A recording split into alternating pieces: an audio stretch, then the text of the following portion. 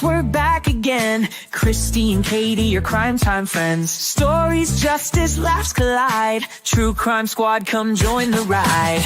Grab the clues, let's take a stand. For victims' voices, hand in hand. True Crime Squad, it's time to shine. Season 6, your turn, your time. True Crime Squad, where justice meets hilarity. Hey everybody, and welcome to the True Crime Squad. This is Katie Weaver. I'm here with my sister, co-host, and partner in crime, Kristi Brower. Hello. Hello. Hey everybody. How's it going? You know, it's going pretty well. It's going pretty well. We had the baby this morning, and Oh, you know, when we have the baby, I don't really do anything else. It's Well, pretty yeah. much impossible. So that's sure. been really fun. Yeah. Very good. So awesome. It's been a good day. I love your hair, by the way. Thank I think you. it's so I cute. went and did the thing today. Yeah, took quite a bit off too, 3 inches. Yeah. I mean, it's not a ton, but for me, yeah. Hmm. So thank you. I really like it. I think I'm gonna be okay with it. Yeah. Yeah. Good. The bangs want to part themselves because that hair's been parted for, like 2 decades. Hmm. So I really had to wrangle them into place and put some hairspray on them, which is honestly, I can't even think. I had to buy hairspray. I didn't have any. I haven't used it in I don't know how long. Yeah. So they're kind of forced into place right now. There you So go. I They'll the, get used to it. yeah, she told me. She's like, you're gonna have to train those bangs because they've been parted for so long. Yeah. Anyway, but thank you so much. I really like it. It's good. Hmm. I feel like I'll get carded again. Probably not. Maybe. I don't know. Maybe. Uh, want to tell you guys about something fun we're doing on Saturday in Salt Lake. I know we have a lot of listeners that are in Yes. Utah, and our cousin Amy, who we've talked about a lot on the show, that's like a sister to us, will be, spending time with her this weekend. And she and her friends have organized this book swap that they do. This will be, I think, the second one or maybe the third, but it's a bit of it's a fundraiser as well as a book swap. So there's a bring a book, take a book kind of table. There Hmm. is, it's free entry that's just donation based because, again, whatever they earn, they're sending on to organizations that they feel like merit some donations and extra help. And I know they also have a raffle.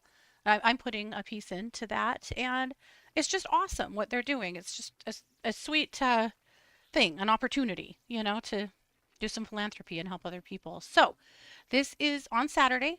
It is at the Second Summit Cider Company at 410 South Main Street. I have the flyer up here, and we're going to be there.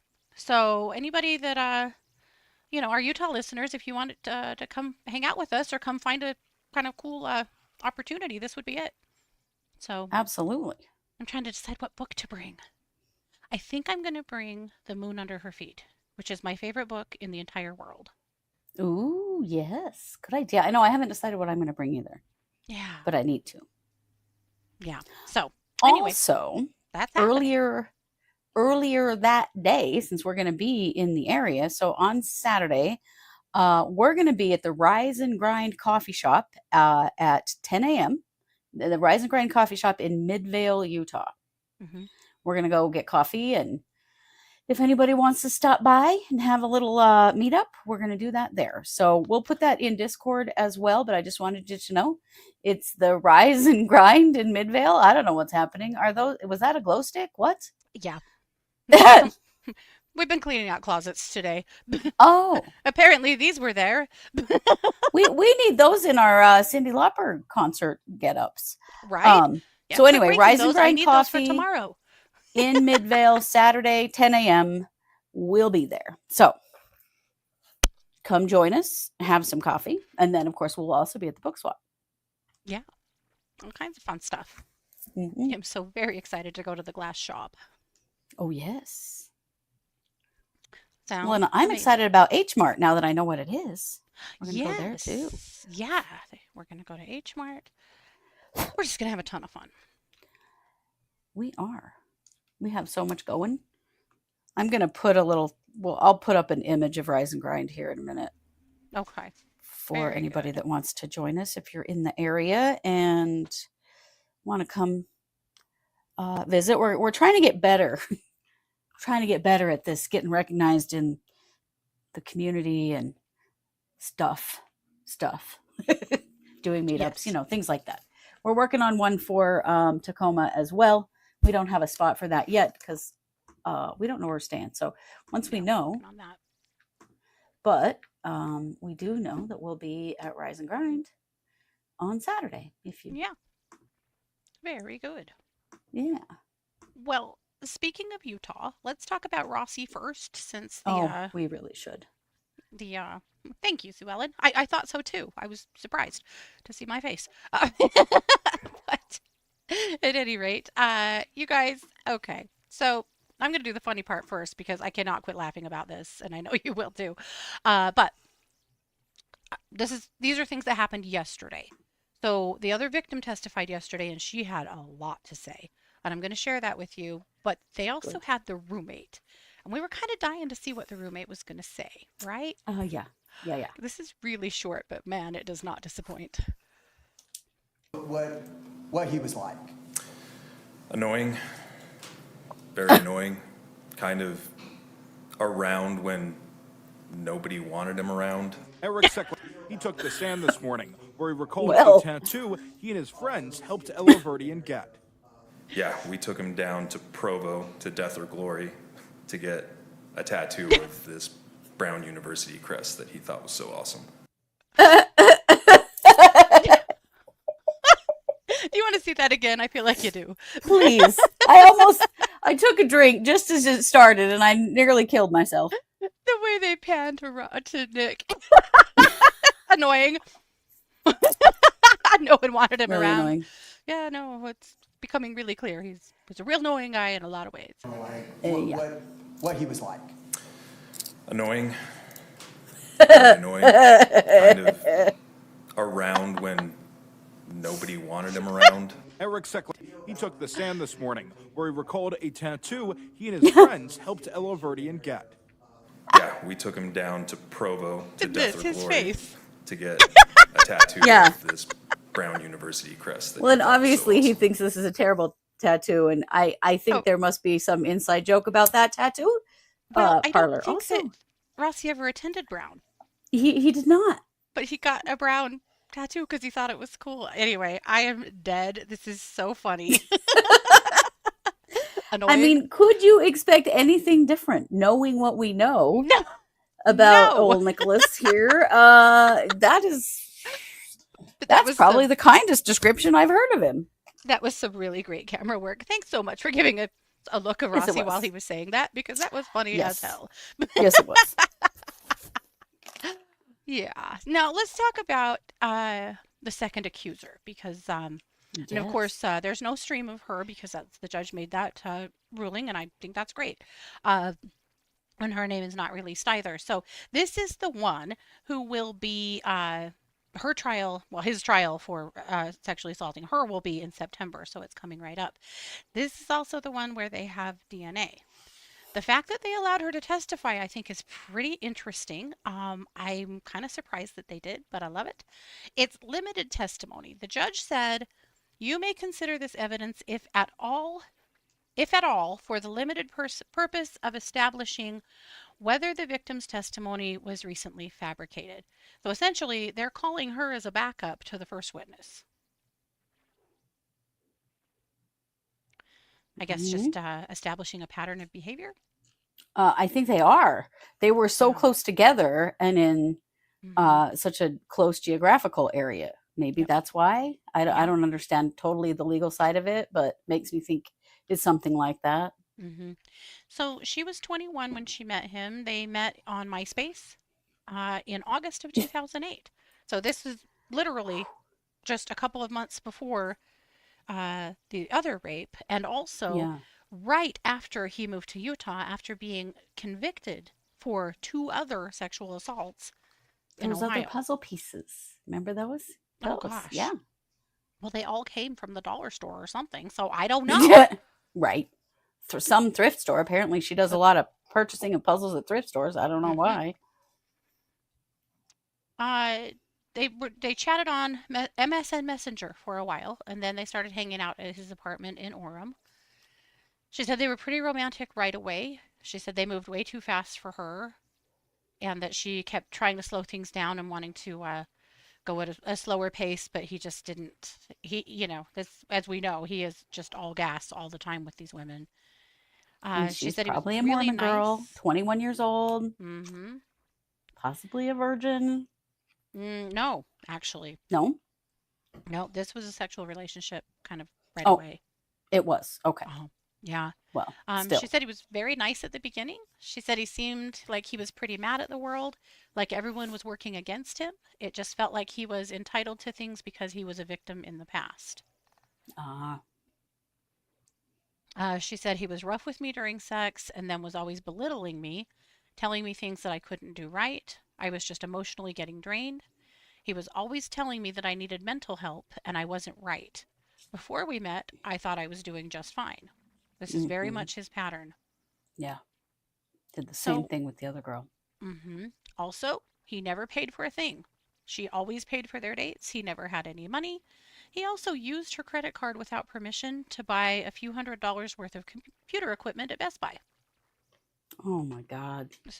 His pattern is so clear. It is. She said that he would always be telling her he'd pay her back, that he'd give her a date, that I'll get you your money on this date, and then it just never happened. So she finally got sick of it and sick of him and told him she wasn't going to talk to him anymore unless he paid her back because she felt like she was just getting used. Mm-hmm. And so he called her up and said that he had the money, come over to my apartment, get your money, you'll be all set. So she went over to the apartment and he didn't have any money. But he said that he really wanted to continue the relationship and would she, give him a second chance. And she told him, no, we're not doing that. I have been duped into coming here and I'm all done. So she tried to leave and he pinned her to the couch and raped her. She said she just kind of froze up. After it happened, he told her she needed to get calmed down and get some help. Yeah. Classic abuser behavior. So she tells Blaming her. her friend what happened. And she convinces her to get a rape kit. She said her friend told her to get a rape kit because if Alahverdian was to do this to other people, this would be important. Oh, girlfriend, you just don't even know. I'm sure Right. you do, actually, but... So she went to the hospital, and a male officer came into her room and took a statement. Then they did a complete rape kit, and then a female detective came in and she left a statement with them as well. After that, he continued to harass her, and then a police officer showed up at her home to return the money that he owed her. He sent a cop to her house with the money he owed her. What the hell? And then contacted her and said, since she got her money back, he needs her to drop the charges. Whoa. And she said, no, Hello, sir. witness tampering. Right? Witness told him- intimidation also, sending the police. Yeah. Like what? So she told him, absolutely not. I'm not dropping that because you paying me back and you raping me are two very different things. Right, like somehow this was her getting back at him for because of the money. Oh, you shithead. God. So then on September 16th, Nick Alahverdian shows up at the Orem Police Department and files a report that his girlfriend has raped him. Oh my God. Who does this fool think he is fooling with this shit? He tells the officer that she recently reported that he raped her, but he just wanted to let them know that actually it was her that had raped him from 6 to 8 different occasions. And that she was very verbally and emotionally abusive. And that many times she forcibly held him down and kissed him. She would come to my home and restrain me on my bed and make out with me forcibly and then engage in sexual acts. She later advised me the only reason she was sleeping with me was because she hoped to get her money back. I felt that she broke my trust and didn't help me with what she said she would help me with, my emotions. She violated my body, she hurt me emotionally, and she sexually assaulted me, which she has admitted to in phone and instant messaging conversations. Oh, has she? Where's that proof, sir? I'm Yeah, sure the that was police were his like, plan. oh, sure, after she has reported you for rape and there's DNA that you're the victim here? Yep. Not born yesterday. So after he tried to pay her off and that didn't work, that was his next master plan. Wow. Hmm. Yeah. So they're cruising right along today. This is not going to last very long. I mean, I wouldn't be surprised to see this at the jury tomorrow. This is moving right along. So that's where it's at. Right? Who did he steal that money from? Or what girl in between these two did he get it from? Yeah, Yeah. good Where did that question. money come? Well, wait a minute. How much was it?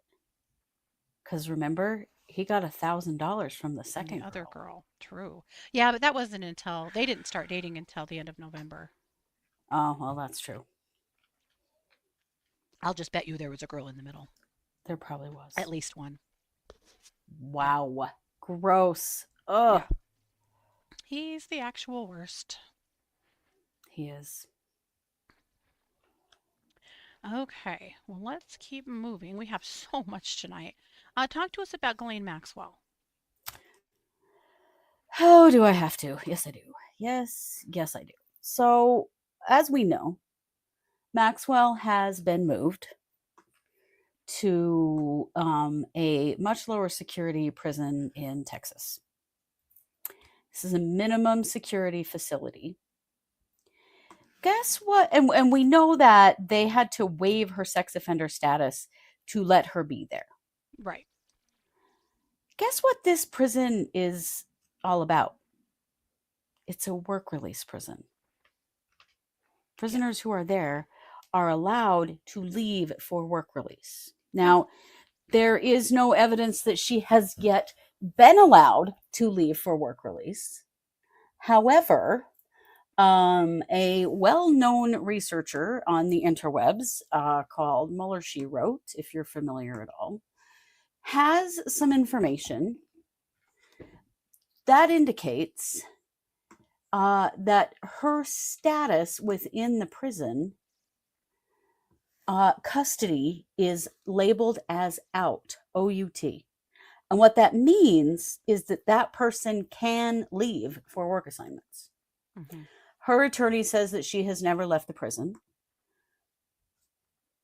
But what we know is that if she has that custody classification, that she potentially could.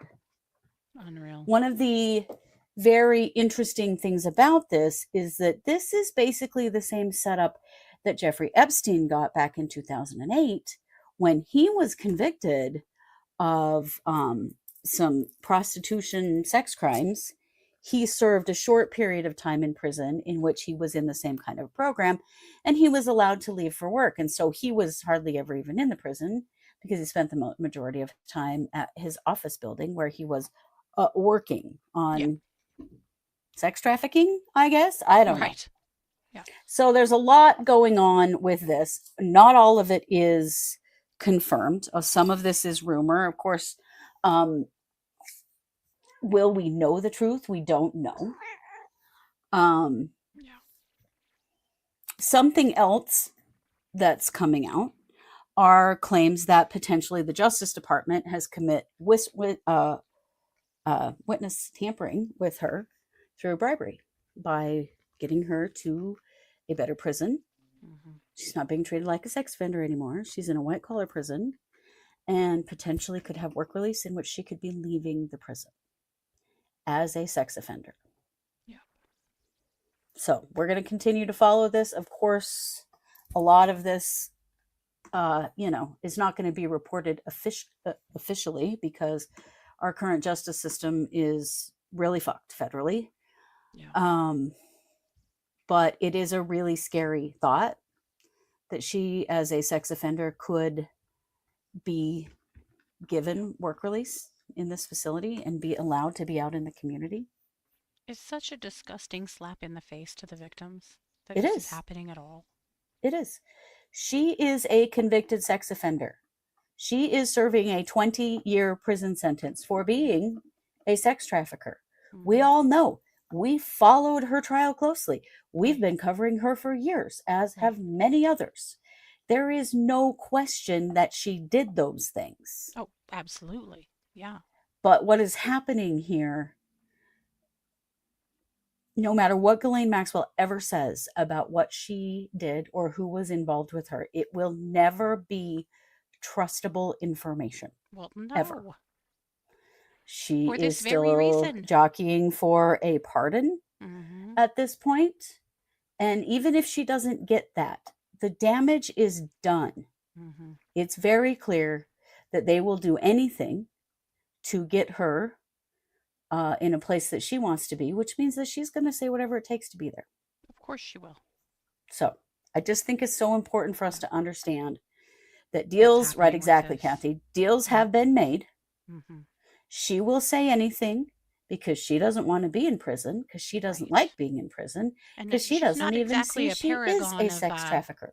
Exactly. She's not a paragon of a decency, you know, as you know. No. No, and she's a fucking liar. Yeah. We all know she is. So anyway, very interesting. Good, huge kudos to Mueller, she wrote, Mm-hmm. for getting this information. Actually spoke to someone from the prison, or someone, a source connected in some way, that could give her custody status. Mm-hmm. That proves several things. One, that her prisoner rank is too low for a sex offender, so her prisoner rank has been adjusted. Yeah. She has been, moved to this white collar prison that is for non-violent offenders. Yeah. She's a sex offender. Yeah. And now potentially she could be allowed to leave the prison for work release. Unthinkable. It's terrifying. Mm-hmm. So we'll keep it up. We'll keep watching. We'll keep reporting whatever other people are finding. We are not in a position to be able to do that research ourselves, but we will certainly be sharing it whenever it comes out. Yeah. Because this is a dangerous sex offender who is being given privileges that they should not be given in order to lie. That's what's happening. For sure. Well, let's do a Lori Vallow, Donna Adelson daily double. I've been dying to see this. One brief note on Lori. Lori has not been moved yet. The Justice Department has, or the Justice Department, the prison system. They have about 10 more days to get her moved. So it'll be happening, but I don't hate that they're making her stay in Arizona as long as possible, because it's hot as hell.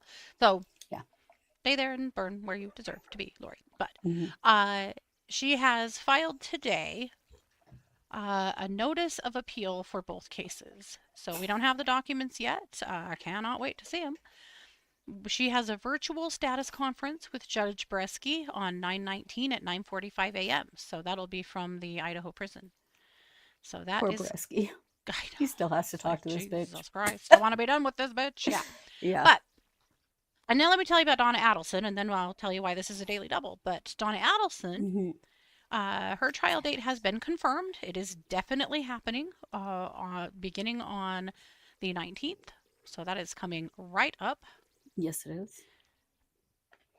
It is, let's see, let me get back to my notes here. It is not expected to last very long, just a couple of weeks. Yeah. Thank God. But she is going to testify. So, yes, we're here for it. Just what we wanted to see. Why is she going to testify? Well, the defense had to let some of their defense slip to the judge. And here's what we know. Donna says that things she didn't said were out of fear of the Latin Kings. The gang. What? Why? Because one of the hitmen, supposedly, Luis Riviera, was a member of the Latin Kings. So she will be testifying about her fear of the Latin Kings and why it's relevant to this case. So why would they even know who you were, Donna? Going to give you a little peek into what the defense might look like. Yeah. Oh my God. And just playing into this fear of gangs, particularly Latin gangs, in the United States right now going on with all of the misinformation around immigration and all the shit that's going on. Yeah. What a disgusting white lady move. Adelson, sure. Jesus. She's just the worst. Yeah. Also, you know how they really wanted to move it out of its venue? Yes. The judge said, "We haven't even tried to convene a jury yet. I'll tell you what. If we can't convene a jury, then we'll move it. But if we can, we're going to stay, because this is a huge county, and there's no way in hell we can't convene a jury." Sure. And I agree with that 6 ways to Sunday. If they could get a jury for Lori Vallow, right, they can get a jury for Donna Adelson. Yeah. I'm not that worried about it. So No. that is not happening. They're not moving it, and they absolutely are going to keep going. Oh, the defense, sorry, I misspoke. The defense says their case will last 4 to 6 days. Still, though, this still only looks like it's going to be a couple of weeks. It's not going to be terribly 4 to long. 6 days Yeah. of what? Right. Donna A has lot of plenty bullshit, of that's money. what. So the defense is True. earning their paycheck. Yep. That is true. So why did I combine them both? Well, something really weird and hilarious about these two is that Lori Vallow and Donna Adelson were both contestants on Wheel of Fortune. Yeah. How do you feel about that, Pat and Vanna? Yeah. Oh, A brief that's clip just of both. hilarious. Right? Lori's is the quality isn't great, but you know. The sound is fine, so here we go. Yes, I'm responsible for the activities. Hold on. Texas, That's right. hairstylist in Austin, hey? That's right, the best. How's the hair in Austin? It's good. Good. Us is a happening place. Probably thanks to you. Pretty much. Talk about your family a little bit. I have a wonderful husband, Joseph, at home, who is watching our 2 beautiful children, Colby, who's 7, and Tylee, who is 1. Yeah, what do you guys like to do for fun? We like to play all kinds of sports on our 3 acres. Okay, it sounds like you have a nice life there. We do. Congratulations. Thank Nice to have you with us. From Coral Springs, Florida. I want to hear all about you, Donna. Let's go.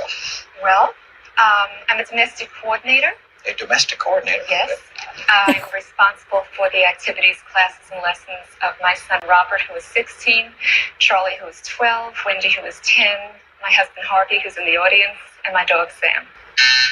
Donna. F. Yes. Mischief maker. Yeah, that's it, Donna. That's weird. I thought that said murderous mother, but okay. Yeah. Oh, How Right. weird is that? How weird is that? that is so weird. Also, Donna's hair. Oh my Oh, yeah. God. Mm-hmm. Yes. Also, and Pat's hair, on that note. But Yes. also, Lori. How sad is that? Joseph Yes. is dead. Tylee is dead. It's Poor just Colby has poor Colby. had a stroke. He's been so sick. Mm-hmm. God, Yep. But I just thought that was wild. that is very. And then, of course, Sarah F. Boone was on some Nickelodeon thing, too. So, Yes, I she don't know. was. Maybe quit going on talk shows. It's turning people into murderers. Maybe, or maybe maybe that's who goes on talk shows. I don't know. No, probably not. Probably not. Most people that go on talk shows don't murder people. Or game shows, sorry. Yeah. True. Speaking of, murderers, talk to us about Bryan Kohberger. Sounds like it's not, mean he's this not guy? having fun. I mean, this guy right here. God. That guy. This guy right That here. one there. We never have to look at his face again. We can just, show this. Yep. Yeah. Well, guys, I know you're going to find this strange, but Kohberger's having a rough old time in prison. He's only been in there for a couple of weeks, and Aw. things are not going well. It turns out the other prisoners already hate his guts. Now, Oh, remember, weird. he's in the J block Mhm. in our maximum security prison here in Idaho. Mhm. It is Same the as little Chatty same Daybell. block as Chad Daybell. Yeah. Well, apparently, it's been reported to News Nation. I don't know who's reporting this to them. I have no idea. I'm just telling you what they're saying, and it seems pretty legit. That Kohberger's fellow prisoners, they do not like him, and they are doing everything they can to make him miserable. Apparently, they are taking turns shouting through the air ducts in the prison day and night to keep him from sleeping or even being able to focus or hear himself think. That's what's being reported Oh my gosh. to News Nation. I mean, what? Some people think to these suck, inmates Bryan. have been waiting for him to show up so that they could, they are these men are all in solitary, and this is the roughest wing in this prison. Like, these are some rough dudes. Yeah. And apparently they're using what resources they have. They don't get to see him, because they're all in solitary as well. So they're using the vent system. They're also kicking the doors and taunting him and like psychologically torturing him. And apparently he's been doing a lot of complaining. It's possible he has asked to see the prison manager. So I think that's hilarious. He deserves absolutely no rest after the horrible things he's done. I do find it interesting, though, because there's some real bad dudes on that block who have done some real bad things. Did they do this same stuff to Chad Daybell? Don't know. I would imagine Chad Daybell murdered children, and I mean, Kohberger murdered, older teenagers. So I don't know. I'm just guessing but that Chad is so meek and weak that he didn't complain about it like this. Probably. Right. And Chad would not be one of them. No, he's very No. pious, friends. He's way too pious. He's in there just reading his scriptures and writing his next apocalyptic Mormon romance novel, talking to Lori in the portal or whatever the hell he's doing. I doubt that he's one of them at all. No, I was very surprised to hear Irene, that. has he asked if he can send them his survey? Oh my God. Well, you know how arrogant Kohberger is and how he really sees himself as superior. He's going to be such a dick in prison. And also, he's going to get his ass beat at some point, probably. But at this point, pretty much in solitary, though. I mean, they can see and hear each other, but they can't touch each other. No. At some point, given the opportunity, I would imagine. But yeah, it is pretty damn funny that already he's bitching. Yep. I would imagine he would, though. I mean, look at the defense that was put on for him. There was a lot of Karening in that defense, and that comes more from the defendant than we might realize, particularly in this case. And apparently, it's already happened in the prison too. So, well, couldn't have happened to a more deserving individual, right? Yes, Sandy did have a little meowment there. She did. She approves of the harassment. Just think it's really funny. Sorry about it, Bryan? Nope, actually, I'm not. Gosh, I guess I'm not. Right, Spinster, don't you think they're like this with any newcomers in solitary? I would imagine so. But if they get any kind of TV, they probably know who Kohberger is. Yeah. Just like they knew who Daybell is, too. Well, and if they have, tablet access to the outside, which they do, and visits from family and stuff, they probably have family that told them all about what's going on. It would only take one person. Yeah, it would. So anyway, glad there's a source. We'll keep an eye on that. Pretty interesting. Yeah, for sure. Because we've always wondered about Daybell. Like, what's he been up to in prison? We haven't heard a damn thing on him. I think it's because he's doing exactly what you think. However, there was somebody's podcast. I don't know who it was now. I apologize for not knowing, but somebody said that a family member reached out to them of a different inmate and told them that they saw some of Chad's family on the sign-in rolls. Oh, wow.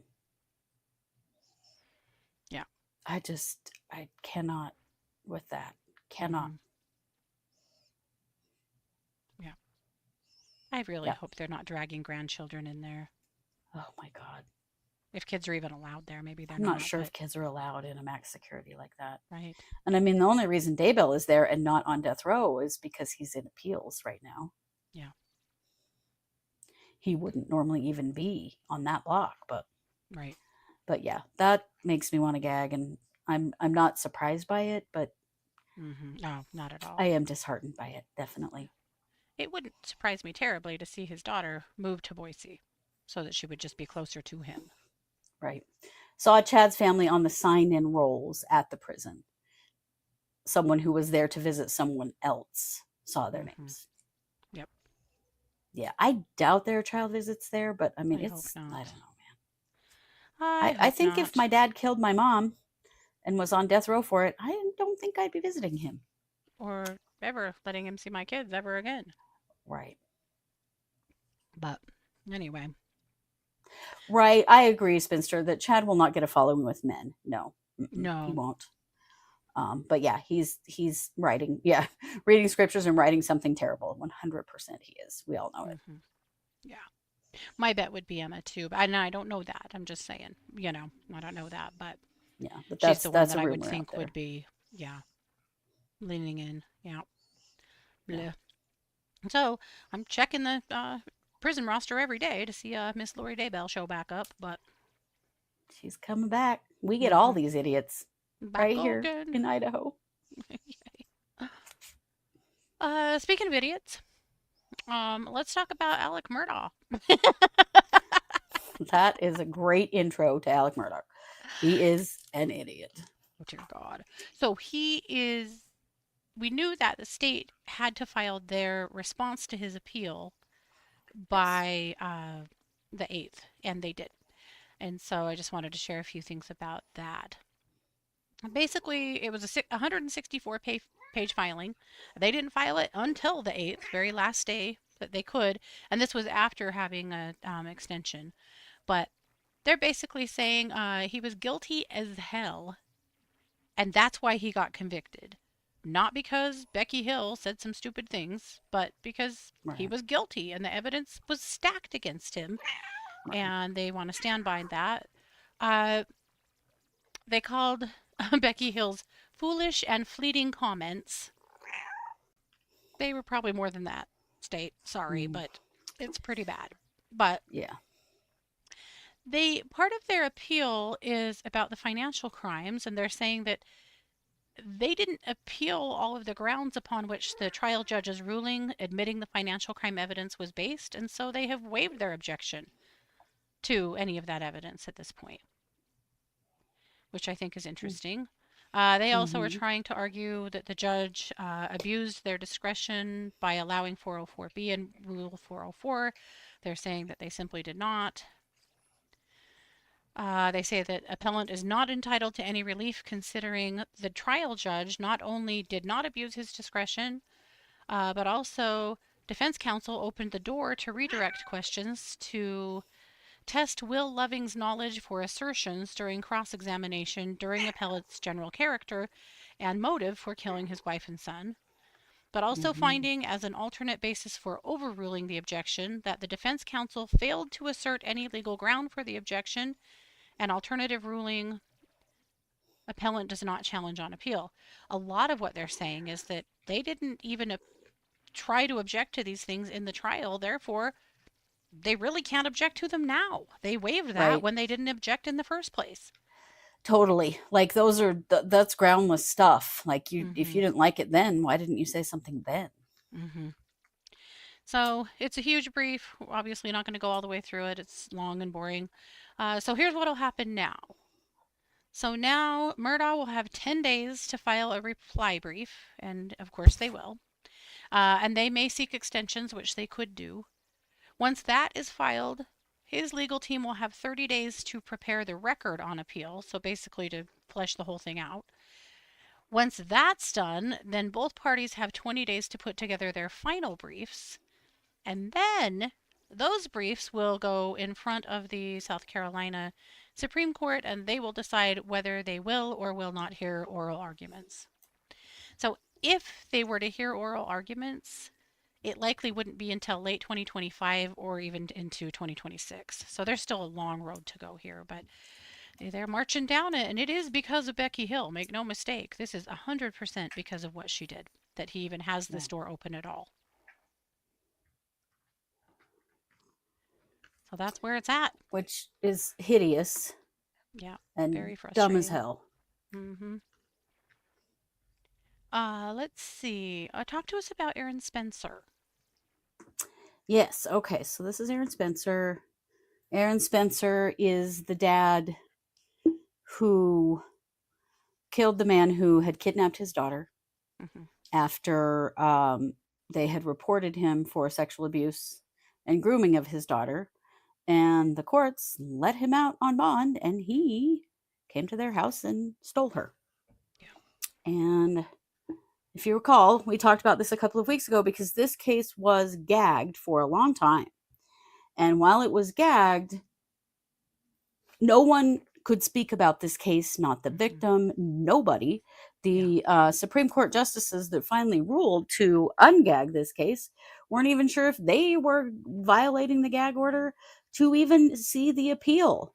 So very strange, way just out of control, honestly, behavior on the part of the trial judge in that situation. Mm-hmm. Well, there has been a filing. Now it's, we've talked about it. Now all of it's out publicly because they're not allowed to do that anymore. So there's now been a joint motion for continuance filed. Yeah. Let's see. Comes now the defendant by and through undersigned counsel, the state of Arkansas by and through undersigned counsel, and for this motion for continuance states. The above case is set for pretrial hearing on August 8th, 2025, and for jury trial on September 22nd through the 26th of 2025. The parties request a joint continuance of the jury trial, setting to allow the parties additional time to receive information relevant to the issues at trial, and to allow the parties to complete discovery. Additionally, the Arkansas State Crime Lab has not completed testing of all items. This was being rushed to trial, like rushed big time. This motion is made in good faith and not for purpose of delay. Spencer agrees that speedy trial will be told for the duration of this continuance. So anyway, I think this is really important. One of the reasons that they need to have more time is because they are filing for for defense of another as their defense. Yeah. Like it's sort of like self-defense, but in this case, defense of another. Yeah. And I mean, the crime lab hasn't even finished. Like they were trying to rush this to trial. This judge was trying to get this man locked up before anybody even knew what happened, because she didn't want anybody to know that she had let that sex offender out. Yep. To go after this child to begin with. So yeah. Yep. It's good news, I think. And Aaron Spencer is out on bond, so it's not like he's not sitting in jail, and he has waived his right to speedy trial during this continuance to allow for better defense for him. Yeah. And the defense is working super hard. One thing they're also doing is gathering information about other offenses, other women that have had experiences with this piece of shit. Yeah. And in doing that, there's a bunch of other people speaking up. There's a bunch of TikToks. If you're on TikTok, go just type in Aaron Spencer, and you're going to find a bunch of people talking about the experiences that they've had with that man as well, because he is a pedophile. Right. Just right. without any question. Yeah. It's insanity. But 100% insane. So Michael Fossler is his name if you want to search for that name as well, Michael Fossler. But yep, there are women stepping up and telling some harrowing stories about their experiences with him as little girls. Yeah. This man was allowed to do what he did for decades. Yeah. And then when the judge didn't hold him, what choice did this dad have?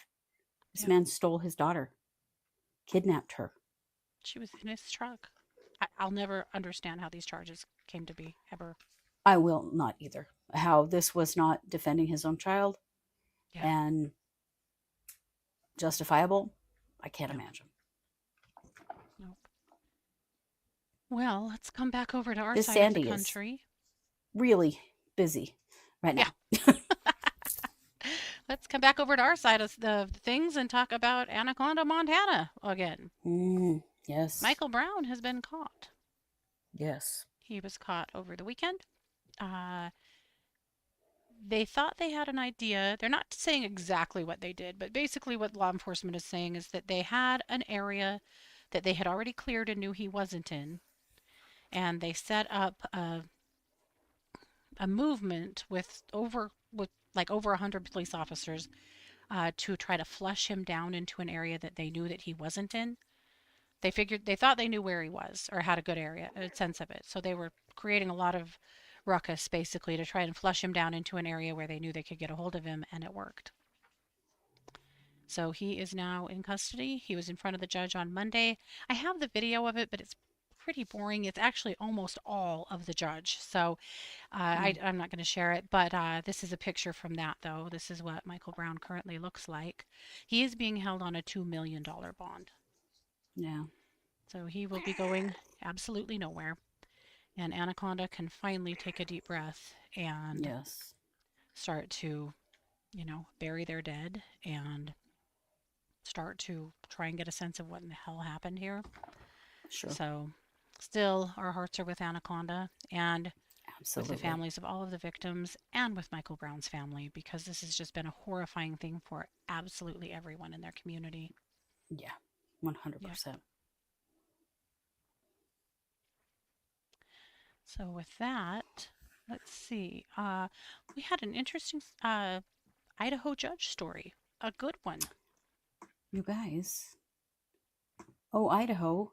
Somebody got it right this time. Oh, boy. This guy is Brandon Rex Brown. Brandon Rex Brown has just pled guilty in child sexual abuse. And before his original plea, Judge Carnaroli rejected the plea agreement. Apparently, within 4 minutes of hearing the plea agreement, the judge was like, hell no. Okay, so Brown, his original charges are felony production of child pornography, felony child sexual battery, felony child sexual exploitation of a child, felony lewd contact with a child, and misdemeanor sexual battery. I mean, it's terrible. So back in March, he had accepted a plea agreement in exchange for, if you can believe this, an Alford plea on the felony child sexual battery, felony lewd conduct with a child, and misdemeanor sexual battery. And then the state was going to dismiss the rest of the charges.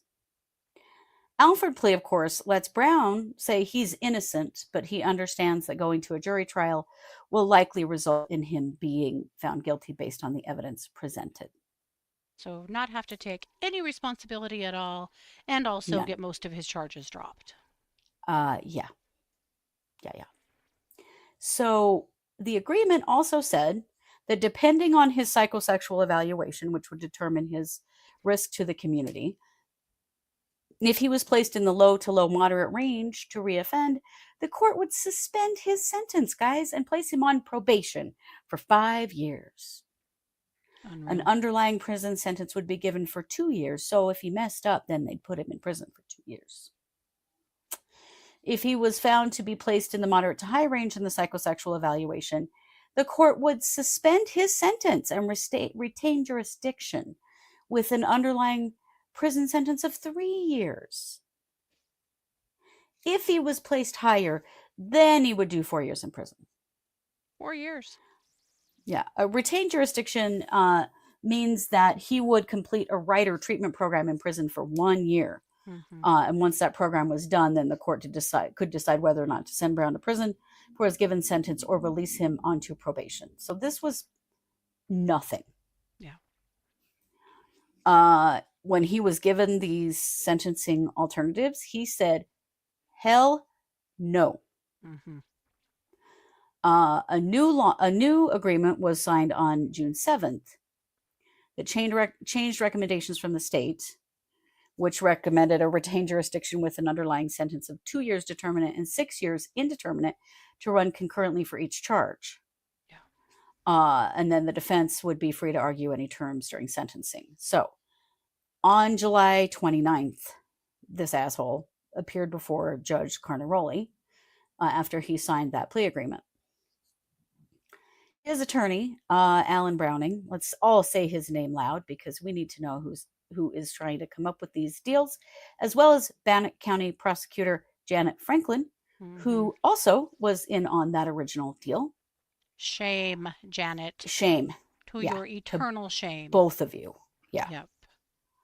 Yep.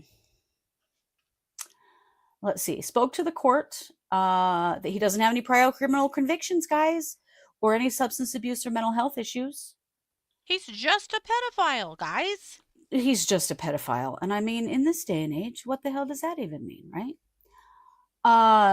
His attorney also said that he is accepting of the court's punishment and takes ownership of his actions, friends. No more Alfred pleas for this asshole. I mean, now that he has to, that is. Yeah, okay. This guy had an insurance business that he has lost. And it's torn his family apart. Yeah, I would imagine it has, you ignorant bastard. That's because of the choices you made. Right. No one else. Yeah. Ugh. So anyway, they had some victim impact statements, horrifying, terrifying stuff. So to the degree that his victims would have never felt safe a day in their lives. No. If he got that slap on the wrist. They couldn't. Right. Yeah, absolutely. He said that he understands the emotion, the judge, Carnaroli, says he understands the emotional nature of the victim's impact statements and pleads for him to sentence Brown for longer than what's possible. He said he can only sentence Brown for what he has pleaded guilty to. He said that he has actually handed out sentences involving sex crimes against children with 2 individuals who served life sentences because of what they were convicted of.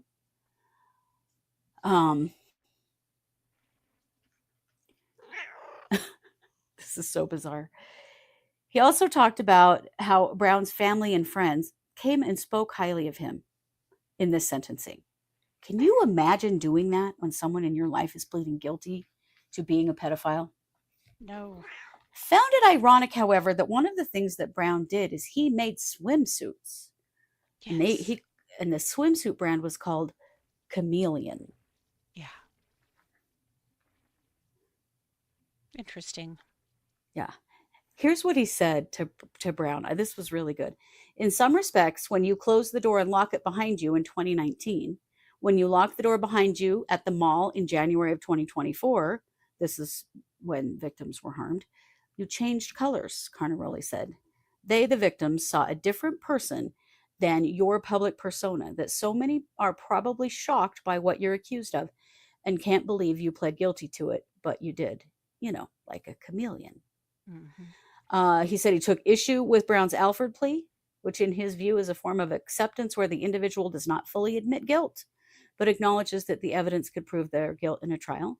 Another issue that he faced was in the pre-sentence report, where the polygraph indicated 3 questions where his actions during the incident in which he reported indication of deception, the polygrapher did.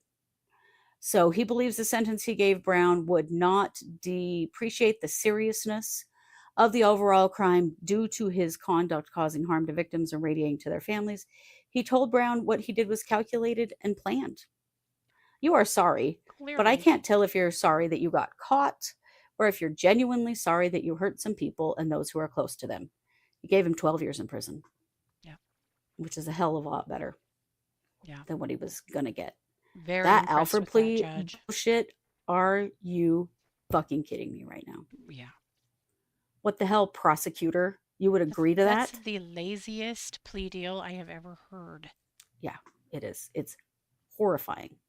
So good on Judge Carnaroli. Yeah. An Idaho judge. Now those little girls can sleep at night knowing that he's in prison for 12 years where he belongs. Yeah. They'll be adults. They'll be adults when he gets out. And he will be a registered sex offender, and his life is destroyed, which is exactly what should happen to someone who does the things that this man has done. Absolutely. So good on a judge for recognizing Yeah. one of these bullshit plea deals. Because I tell you what, guys, they're in the news every damn day here. Yep. This is an absolute, thanks, Jen. This is an absolute surprise. I hope this judge just keeps is. it up. And frankly, for Chubbuck and for Pocatello, they have a bad track record, just like the rest of us do around here, our communities, of going really light on sex offenders. And so I am thrilled to see this judge in action. Keep it up, and maybe he'll empower some more of them to step it up. Right? Yeah. Grow a pair, for hell's sakes. Have a backbone. Don't just accept this shit. You Right. don't have to. No. And you shouldn't. Like, what the No. hell? No, and honestly, I mean, I still have real questions about accepting a plea deal for this guy in the first place. Well, right. You know? Yeah, I agree. But at least he didn't get an Alfred plea and a suspended sentence. Yep. For sure. Well, let's talk about Shanna Gardner-Fernandez. Ooh, let's This do. is a trial that we were waiting. It was supposed to go to trial in October. Shanna has been kind of a part of our Mormon Misdeeds series because Shanna is a former Mormon who she and her current husband were in on a murder for hire plot to murder her ex-husband, Jared Brightigan. This is the case where he went out with one of his children in the car and 2-year-old. stopped, and because there was a tire in the road, to move the tire, and he was murdered. And then his little child was just left in the car alone. And then, of course, in investigating, they discovered that this had Shanna Fernandez written all over it. So this is Shanna and her husband. And their trial date has been moved to August 2026. Again. Wow. Now get this. The trials will occur simultaneously, but will have separate juries. Oh, wow. Isn't that interesting? I can't That wait to is see how really they do interesting. this. That's going to be wild. Yeah. So, yep, they're going to stretch this out for another entire year. And as of now, that's how they're going to do it. 2 juries, 1 trial. That is wild. I mean, I'm sure it's been done, you know, I'm sure it's done. I've just never seen it done personally, and I'm really curious to see how that goes. Yeah. Well, yeah, because the actual hitman has already been convicted, right? Yeah. In this case. Yeah. Yep. My God. Yeah. How Crazy. terrible. So, with that being said, we have one more thing to talk about, and it's little Sarah F. Boone. Oh, I have one more thing too, you know, but Oh, you do. That's correct. Okay. So Sarah,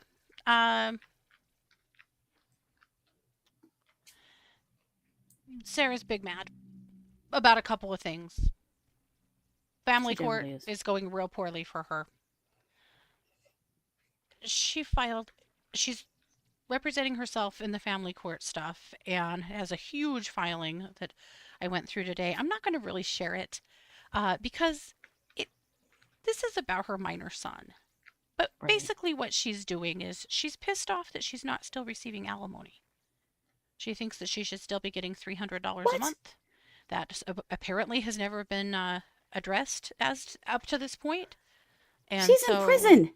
Yeah, she's still And Dad's demanding. got the son full time. What the hell?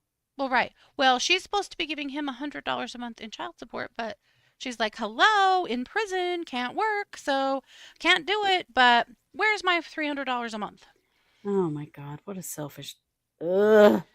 But she's struggling because her ex-husband doesn't want to talk to her. He's not answering her many attempts to contact him via Gee, I written wonder. word, you know, the handwritten letters. He's getting piles of them, as well as trying to contact him via the tablet, and he's not doing it.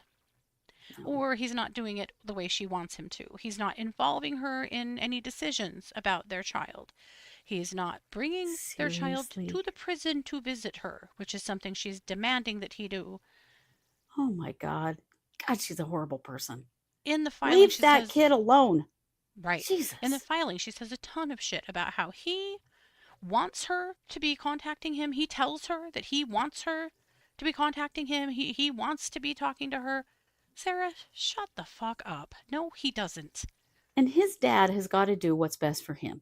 Yep. His dad's got to make decisions for this child that are the best for him in the long run. Absolutely. And the best for his mental health. Give me a break. His mother is a convicted murderer. Leave him alone. The God. filing is also full of references to her upcoming appeal. It's as if Sarah really thinks she's just about to waltz out of that prison. Oh, I'm She sure just she thinks does. this whole thing's just about to go away. This Yeah. thing ain't never going away. We've all seen the video, honey. You did it. Yep. So, you know, he's trying to keep his life together and keep his kids' life together and, you know, That's sad. ignore the hell right out of her. And she is just having quite the fit. So that filing was something. But also, I did get a hold of the filing, thank you, Jess, of her inquiry to the court about her appellant situation. So, and this is now the attorney who has quit on her. But I wanted to share a few of the things in here because it's real Sarah. New phone? Who dis? Yeah. Uh-huh. So he contacted her on February 27th, 2025, asking if she had any information and not to hesitate to contact him with it. But as you know, the information Sarah has nothing to do with the law ever. Right. And you also know that appeals attorneys operate very differently because they're going through your entire trial and Right. everything that led up to it to decide if anything untoward happened, right? Right. They're going through the whole thing with a fine-tooth comb to say, did the court err when they allowed this? Did the court err when they didn't allow that? And so on and so forth, right? This is what they do. Right. Well, Sarah, per normal, thinks that somebody needs to hold her hand and be her BFF and be in constant contact with her. Talk to her And on the that- phone every day. And that has not happened. Right. Just the way it never happened with her other attorneys, and she was always so upset about it. Right. So he has not had much contact with her. She says she has attempted to contact Mr. Adams via inmate messaging 5 times and sent 2 handwritten letters into his office and had letters. 9 third-party representatives on her behalf email and phone him. Who the hell are these? Who are these people? She has a fan club. So she's They're turned insane. 9 psychopaths loose on this man in his office, and they have harassed the crap out of him until he quit over it. Well, yeah, I don't know he's if the it was one that about actually. that, but He's the one who said, "Yeah, I'm not really into this being an appellate attorney anymore. I'm just not quitting her case. I'm quitting this job." yep, that's right. I mean, if anybody could make you quit your job, it would be Sarah Boone. So would be she's Sarah only Boone. heard from him according to her, and you have to know that Sarah's a big liar. So she'll say anything she wants to say. She claims that over the last 7 months, she's only heard from him 1 time, which, I don't even think that's surprising if that is true. right. Because per normal, Sarah thinks that she knows everything, and she doesn't. And she thinks that she knows the law. And you know, when she's like contacting him, it's like, and another thing. You know, it's because she's not, this isn't what he does. But Right. that's, He doesn't even need to talk to her. He's reviewing her trial. yeah. This isn't about the case itself. That's done. Yep. Marta So- says she and Shabusiness need to share a cell. Oh, Oh, my God. Oh, Who boy. would survive would. in that cage match? Shabusiness. Mm. All my money's on Shabusiness. I also Yeah, think that she would have she's- Sarah down and out in a hot minute. She probably would. Mm-hmm. Because Sarah can kill you with words, but Shabusiness will really kill you. And she's crazier than Sarah. She just is. She is. That is true. So she says that she was recently made aware by a third-party representative that the court issued an order on June 13th. This was filed on June 24th, with a 20-day due date requiring an initial brief to be filed or her appeal may be dismissed. due to a complete lack of proper and effective communication from her court-appointed appellate attorney. The appellant's appeal is now in jeopardy. Well, I don't know if that is true or it isn't, but now she has received It's an probably extension not because because her attorney quit. Like, there's probably, yeah. you know. Oh no, she's gotten her extension. That already happened now, but this just really slayed me that she was turning loose the cavalry on him, and he quit. Yeah. So there you go. That's what happened. That's why. If Sarah has to do this appeal pro se, I swear to God, you're going to get damn tired of wearing that wig. That's all I had to say. I was thinking, I'll have to wear the wig cap now that I have bangs getting in the way. Yeah. Maybe I'll just let him peek out. It couldn't look worse than Sarah's hair, but I will say we're prepping for Robert Tellis's appeal that he is filing himself. It's possible that some costuming is on its way. Did you get lifts for your shoes by any chance? I did not, because we don't have to film my shoes. We had one more thing we wanted to discuss tonight, and it's a very serious situation, and so I'm going to kick that back to you for. Here are some pictures of some journalists who have been killed in Gaza. They make up some of the 230 journalists who've been killed in Gaza. And you've heard us talk about the murder of journalists in the past. That was all about why we covered Robert Tejas, was the Jeff German murder. Everyone loses when journalists are murdered. 230 journalists. These are 5 from Al Jazeera who have been killed. Journalist's job, they are not soldiers. They are there to report on what is happening, whether it's in Las Vegas or it's in Gaza or it's in Rexburg, Idaho. It doesn't matter. They're there to report what is happening. And when they are systematically murdered, it means that we don't know what's happening in places like Gaza. It is extremely important that we are aware of this.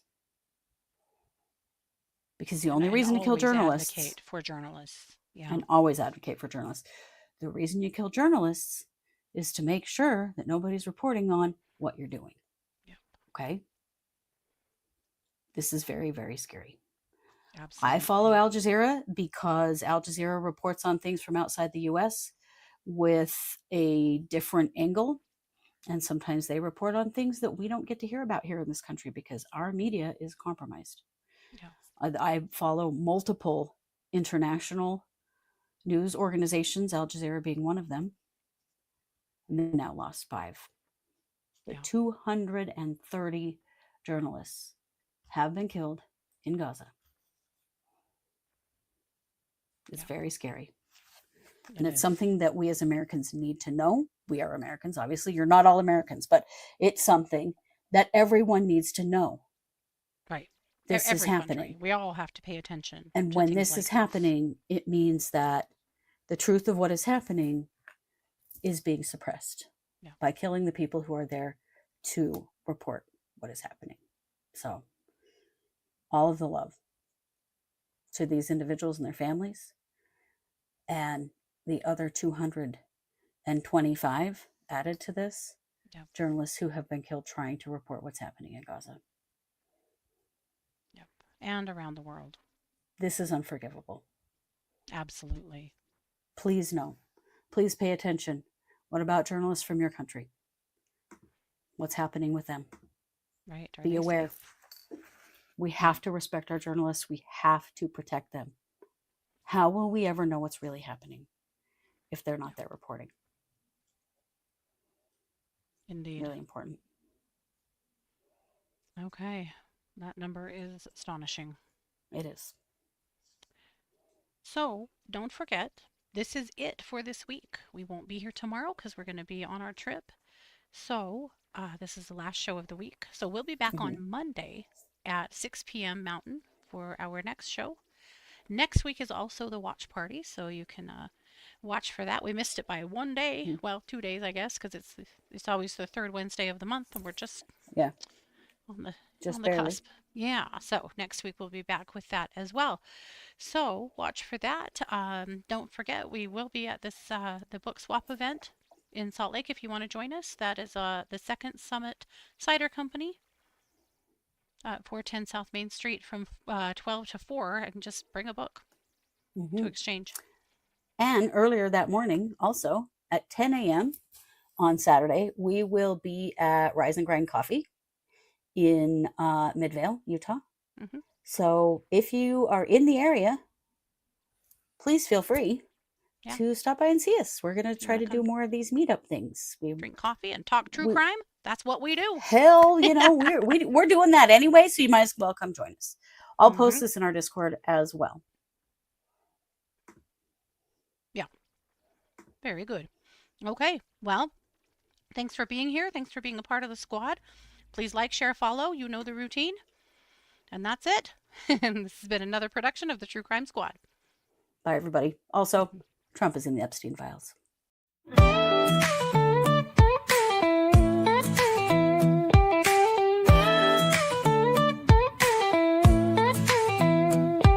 Season 6, we're back again. Kristi and Katie, your crime time friends. Stories, justice, laughs collide. True Crime Squad, come join the ride. Grab the clues, let's take a stand. For victims' voices, hand in hand. True Crime Squad, it's time to shine. Season 6, your turn, your time. True Crime Squad, where justice meets hilarity.